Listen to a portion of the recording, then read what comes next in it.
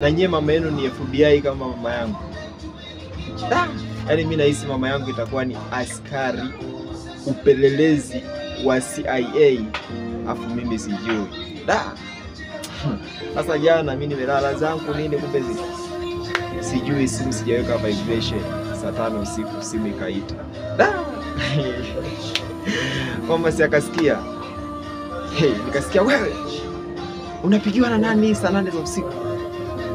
Unapigiwa na nani saa 8 za usiku? Unaongoza kampuni za mizimu. Nani anakupigia saa 8 za usiku? Pale nikakosa cha kujitetea.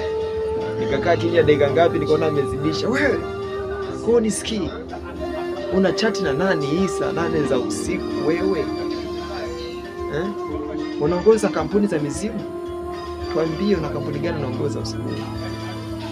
Pale nikajitetea sasa na mimi. Mama unajua ni group la darasani hapa wametupigia tuna nani. Group gani hilo? Group ndo mdiscuss saa 8 za usiku. Group gani hilo mnadiscuss saa 8 za usiku? Tangu hapo, yani simu yangu kija muda wote nimetia notification, yani kwenye notification yangu nimeweka silent. Ukipiga ukaona sipokee usiku usishangae.